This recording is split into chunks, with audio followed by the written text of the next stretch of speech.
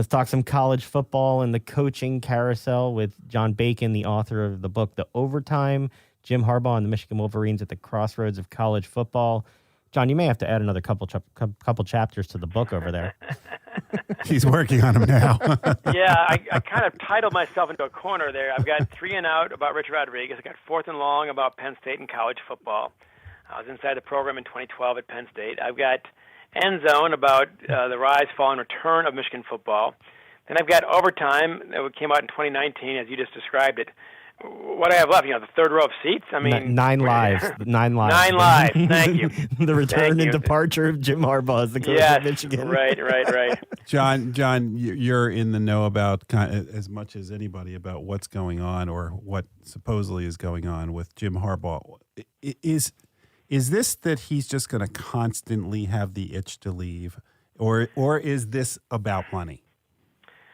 Or is it something else? It's about. How about this? Yes, and some other stuff too. I don't think it's going to be constant. I think, look, he's 59 years old, and there's a big youth movement, obviously, in the NFL these days, with Sean Payton and Jim Harbaugh being the 2 exceptions right now. So there's that. And, he said when he took the job that to Jim Hackett, the former AD, and I got this from Jim Hackett himself, that, Jim said, I've still got unfinished business. I guarantee you 7 years. After that, I'm going to look, and he did. That was last year. With Minnesota Vikings, did not get the offer, as you know. This year, the NFL came after him, a bit different there. He was not looking. He's got a good contract right now, about to get a whole lot better one if he wants it. But that's one thing. The money, 2, is the buyout. And that's been a real sticking point between him and Michigan Athletic Director Ward Manuel. Manuel had it very high, and Jim's people thought that was quote-unquote insulting. So there's that. By the way, aside about buyouts on both sides, I think they're ridiculous. I think they're stupid. I think that if you don't want to coach here, get the hell out of here. I mean, not just Jim, but anybody. Why would you want a coach who doesn't want to be there? It makes no sense to me. So anyway, and what's even dumber than that is when they pay a buyout or a severance package, whatever, for a guy failing. I never understood that one. But anyway, so give me $10 million to fail. I'll fail for half that. How's that sound? I will too. Thank you. Not that hard to fail. Hey, I was going to say I'll do really well. I'll excel at that. But wait. I'll fail faster. How's that sound? You can move on even more quickly. That's right. And then I could go home and get my island. So, there you go. Wait, exactly. So John, you said. But the third factor though is the NCAA stuff coming up. It sounds like from everything I'm hearing, almost all the stuff is incredibly NCAA style stupid, which is saying something. He bought hamburgers for 2 recruits at Brown Jug. This is not a fancy place. Things like that. An analyst was seen coaching on the sidelines during a practice a couple times. Okay. The problem there, it seems to be that Harbaugh might have misled the NCAA investigators on that, and now that becomes level 1. So Jim's question there is Michigan going to back him or not? So you got 3 things on the docket: salary, buyout, and NCAA infractions. And really it boils down to, do you have the love or not? And that boils down to the relationship between AD Ward Manuel and Jim Harbaugh. And that's why the new president on the job 4 months, Santa Ono is his name, he got involved this week and finally got past the logjam. So I think Harbaugh is going to stay. Okay, so look, I have not been, admittedly, as somebody who was at Michigan when he was at Michigan and followed him since, I think he's done a really good job. I'm not a huge fan.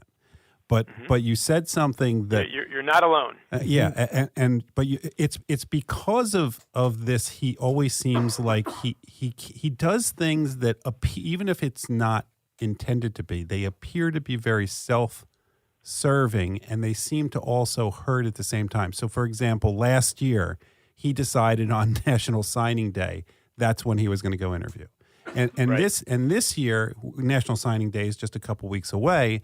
I'm hoping this has worked out before, but you said something that at least there's been reports of something different, which is that Harbaugh's not the one who's initiating this. Yet the Carolina Panthers owner said, we didn't pursue him. He followed us. Is that inaccurate? Yeah. Probably not. Although, man, once you're down to agents and owners, I don't want to take either side of that one. Right. Because there's so much misinformation, as you know, at that point. But that's possible. And if so, that changes the equation. That's for sure. So that's on the docket as well. I know Jim. I've known him since third grade, actually. We played hockey with each other and Who was better? baseball against each other. I'll just say that one of us was a great athlete. How's that? Well, considering you wrote the hockey book, I'm saying it's you. There you go. Well, it's toward the back, but maybe not. But anyway. If you don't deny it, it just becomes facts. Or don't worry about it. If I've learned nothing about Twitter, that's got to be it. Right. We can play along with that game. Don't worry. I did want to ask, though, you mentioned the three things. I'm wondering what impact NIL and the transfer portal have on him. Over 2,000 players in the transfer portal this year. Oh, yeah. NIL, confusion, whether you support it or oppose it, people can't seem to figure out the best way to use it yet, and schools are trying. How much does that weigh into his decision about wanting to be in college versus the pros? I'd add it to the stew we're already talking about. It's certainly some potatoes in there because, of course, look, if those are the rules, those are the rules, and you got to adapt. And Ward Manuel has been conspicuously, the athletic director, slow-footed on this. He does not like the idea, and I can see why it might be distasteful in some ways to a guy who played in the late 80s, early 90s at Michigan. But it is the reality, and Jim wants more help. Juwan Howard, the basketball coach, also called out by Twitter, not quite by name, but that we're behind on NIL. So Michigan's behind on that, and that's incredibly stupid in this era, especially when Michigan alums are crazy and they have money. So not all of them, of course. Don't ask me. I'm a writer. But they can point the money cannon pretty quickly, and in the last 2 weeks they've raised $7 million, for example, on this. So Jim, that's been one more point of contention between Ward Manuel and Jim, I believe. So that figures in. The transfer portal is actually what is saving Harbaugh's recruiting class right now. You point out correctly that basically you have two of these historically good seasons, 12 wins last year and 13 wins this year, only two losses last year and one this year for Michigan. And they've not really capitalized in recruiting because of, Minnesota Vikings, this, whatever else. So it's the transfer portal that they've been tapping that has basically saved their classes. So that's got to be a factor there as well. But they've been doing well with that, but not so well with NIL. Yeah, but as somebody who's experienced both the pros and college, I will say that it's got to be hard, and I have sympathy for college coaches at this point, to the extent you can have sympathy for college football coaches, in that you really, if you don't play a player, I mean, look, we can all go back for Michigan to the days of Drew Henson and Tom Brady as to the difficulty back. Imagine what that would have been like today, where if you don't play a guy, Brady wouldn't have he stayed. just leaves. And we had Ward Manuel on the show at the very beginning of the transfer portal when that was first happening, and he expressed a real concern about what that was going to turn into, and he was right that this is turned into a word we probably can't say on air. Like, well, if you're a college coach, is the first word cluster? Yes. So what do you do if you're a college football coach and you have 100 players on your team and only a certain number can play, and everybody else doesn't even want to compete? They just say, if I can't play, I'm out of here. I can go to 50 other places.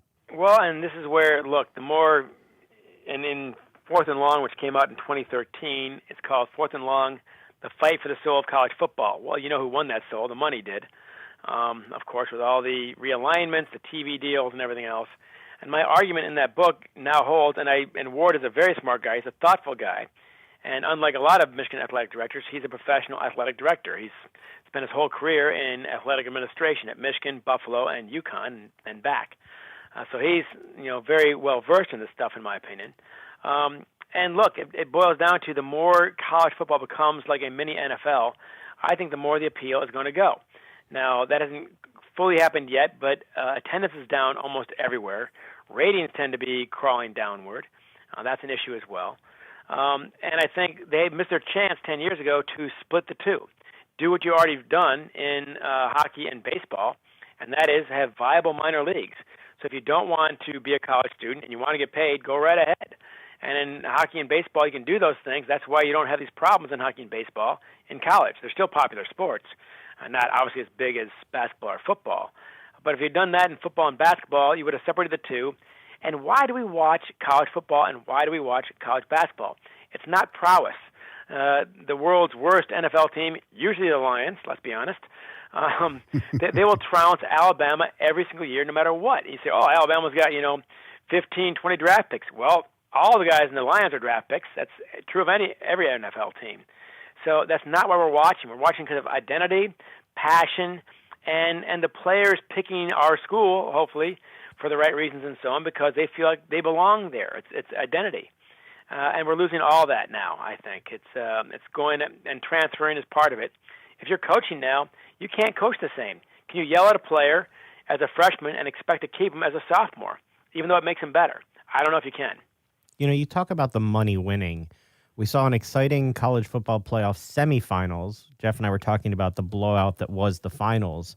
We're headed to college football playoff expansion, where we're going to see games in home stadiums before we get to later games. What are your thoughts on what the college system has decided in terms of how they're going to expand the playoff system? They're going to point the divining rod towards the money and go there. That's my strong hunch. That's why rivalry weekend now is the weekend after Thanksgiving, not the weekend beforehand. Weekend afterwards, the students are gone. It screws them out of the whole deal. It diminishes the rivalries in many ways, but there's more money there. The national title game is when? On a Monday night when we're all back at school and back at work. My kid can't watch it. He's 7. You're speaking my language. Well, that's your fault. You should let him stay up. I complain all the time about start times for games. Unless Ohio State's in it, and then you should put him right to bed. Nothing to see here, kid. Move along. What football? It's not football. Right. Whatever makes the most money is what they do. Increasingly TV money, not attendance. Don Canham, the old athletic director, had a lot of smart things to say. One of them was, he said, ABC's been on me for a night game here at Michigan Stadium for 10 years. So we compromised and didn't have one. That's what Don Canham could do. And his theory was, look, if I pack the house every single Saturday, TV's going to show up. They have to show up. If something is that popular, they want to be a part of it. And now you turn on the bowl games. Half the bowl games, they don't want to cover, have the camera cover the punts because that's when you see there's nobody in these stands. It's a made-for-TV production. So the playoffs are going to be a made-for-TV production. And look, far more than I think almost any other sports, rivalries matter so much in college football. And the beautiful part, even Duke, UNC in basketball can't equal, I'm sorry, Michigan, Ohio State in football, Alabama, Auburn, Texas A&M, all the greats, because you get one shot. That's all you get. But now with the playoffs and everything else, it'll be 2 shots, and who knows what's going to happen next. So playoffs are the biggest deal in the NFL, but they're not going to be, I don't think. If you lose the rivalries, you've lost something very important to college football. When you talked about pointing the dividing rod at money, one of the other things that's happened over the last year and has kind of been evolving in this direction is the expansion of some of the conferences. In our case, the Big Ten Conference with UCLA and USC Is it growing. the Big 35 now? Well, yeah, and None now, bigger. Yeah, and now the Big Ten commissioner has just left for the Bears. What do you see happening at least with the Big Ten over the next few years? Do you see more expansion? They don't have to. It's a good question. I'm not certain. Whereas before USC and UCLA, I knew they're going to go to 16. The only question was who and when. Now the question is, Oregon and Washington are dying to go to the Big Ten right now. And I think others would jump at the chance as well. But the question now is if you expand it, you better be able to carry your weight in terms of your slice of the pie. So each time you add 2 more teams, you slice it up 2 more ways. USC and UCLA clearly more than carry their weight. The deal right now is going to be more than $100 million per school. So that means, chew on this one for a second, Northwestern football at 1-11, they're going to make more money on football TV than Notre Dame. Wait! Before you continue, across from me is a Rutgers graduate who's looking at all the money that's now going to go to Rutgers for their hard work. And I'm going to be honest with you, the program will still be in debt after they get that $100 million. It's just a fact. They wanted to be in the Big Ten, but the cost of having a Big Ten program doesn't always equal the TV revenues. So they're going to get a ton more money, But the fact that Rutgers hasn't won has meant they haven't gotten what they could have out of that Big Ten partnership. That's probably true, and you got to pay Schiano what you pay him. Yeah, we do. A fancy new stadium and all that, or redone and all that. So yeah, I mean, all that adds up, and now the travel. Look, football team, it's nothing. You only have 4 or 5 away games anyway. You fly out on Friday, you fly back Saturday night. It's one night, big deal. The women's cross country team is going to leave Rutgers and have to go to L.A. 1 week, of course, to play, to compete against 2 teams there. Northwestern is going to have to go to Rutgers 1 weekend, and then the next to USC, UCLA. That part of things, no one gave much thought to. I'll say in Warren's defense, Kevin Warren, the now departed Big Ten commissioner, I mean, this is head versus heart. If the Big Ten does not take USC and UCLA, well, the SEC is going to. You know that. Right. So in that sense, it might as well be the Big Ten if you're a Big Ten fan. The flip side is the heart of it. Man, you guys are out east, of course, until they scrambled everything about 10, 12 years ago, the geographical regions of the nation were better defined, in my opinion, by conferences than anything else. If you said Midwestern, what the hell does that mean? Is that Missouri, Kansas, Michigan, Ohio? What is it? If I say Big Ten, it's Great Lakes. If I say Big 8, it's the Plain States. If I say Southwestern Conference, back in those days, it's Texas. And it all kind of made sense. It's like all the kids in your cafeteria knew where to sit at which table, and it all kind of worked. And now it's just completely scrambled. There's no real identity. What are you breaking up? It doesn't really matter too much anymore. So one more step towards the NFL. When you switch a team from the AFC to the NFC, who cares? When you switch a team from this division to that division, which happens all the time in the NFL, who cares? It's becoming that way in college football as well. Yeah, now I can't remember sometimes which teams are in which conference, and I pay attention to it. Jeff would tell you I watch way too much football on TV. Way too much. And I still can't get it right. Before we let you go, I got to ask you about another one of your books. Jeff got me into Ted Lasso, and I loved the Mighty Ducks growing up. My understanding from Dan Shaughnessy is that you've got a book, Let Them Lead, The Unexpected Lessons in Leadership from America's Worst High School Hockey Team, that's a cross between Ted Lasso meeting the Mighty Ducks. Tell us about that, and there's some news about what's going to happen to that, right? There is. So, yes, this is, of all the crazy things I've talked about, almost all of them can be boiled down to get off my lawn. Jeff loves that. That's what Jeff says that every time, like all show long normally. So you're right there. You got a partner. That's right. Old man yells at cloud. I get that gif. So GIF, whatever. Oh, great. That's another one he's going to say. Yeah, I know. The list is getting long. Thanks a lot, But Jeff. anyway, as long as I'm getting cranky, I might as well finish the job. But so yes, in 2000, yours truly, the worst player in the history of my high school, which is Ann Arbor Huron High School, home of the River Rats. I'm not making that up. It is the only River Rats mascot, as you might imagine, in the entire country. And when I say I'm the worst player in school history, it's not false modesty. I can prove this numerically. Did you get $10 million to leave? They didn't have to bother with that. Don't worry. I still hold the record, not bragging, just saying, for the most games in a Huron uniform, 86. I dressed for every game for 3 straight years. Back then it was 10 through 12. With the fewest goals, 0. And you can't break that record, guys. All the games, none of the goals, you cannot break it. Sorry. So, and by the way, I was a forward, which doesn't help. So, anyway.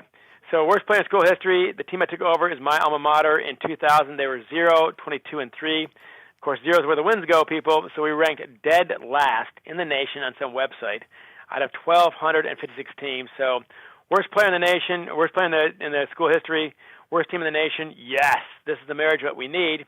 So I'm Ted Lasso. They're the Mighty Ducks, and it worked. In 3 years, we had turned it around. We were number 4 in the state and 53 in the country. We had passed 97% of the nation in 3 years, and I didn't cut one player from the 0, 22, and 3 team. They all stayed on the team. They all played. So how do you do that? And the answer is you let them lead. That's the title of the book. And Jim Bernstein, who wrote Mighty Ducks 3, is finishing now a screenplay on this. We haven't sold it yet. We haven't tried to sell it yet, but we're about to. So that's what's happening next, and you might see it in the silver screen in the next couple of years. Who knows? We're looking forward to it, and we love the books that you've written, John, and we hope to keep having you back. Before I let you go, though, I got to ask, what do you see for Michigan next year? 1, is Harbaugh going to be here, and how good is this offense going to be? And 3, are they able to play in the playoffs because of their sanctions?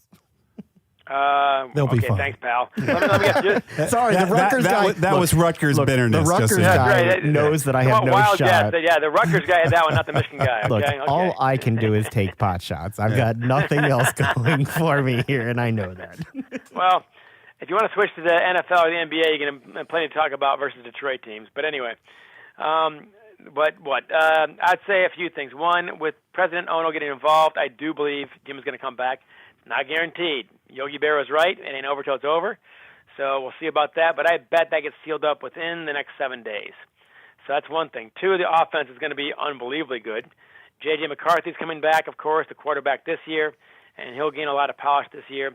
The two best running backs in college football, I think the best pair last year is going to be the best pair this year, and one of them might win the Heisman Trophy, Blake Corum and Donovan Edwards. The defense, you're losing some guys, but you always lose some guys. As far as sanctions go, thank you, Rutgers. You're welcome. Worst case for scenario, you. Jim will probably have 2 or 3 game suspension in the fall, and that's probably the worst case scenario. And those teams, I forget what they even are. It's like Hawaii and Bowling Green and somebody else. Look, I can coach those games, and they're going to win. Trust me. So maybe those are not. They can suspend him for the Rutgers game, and it'll be fine. I'll tell you what. In all seriousness, first of all, Rutgers has beaten Michigan while in the Big Ten, as you know. Yes. Second thing, Shiano is a hell of a coach. Now, he's got an uphill battle there, obviously. It's not set up in some ways. But there's talent in New Jersey, in the area. Certainly other schools recruit it. If he can keep his own, Garden State talent going to Rutgers, I bet he'll be more competitive in 2 or 3 years and pretty quickly. He's in a brutal division, though. Jeez.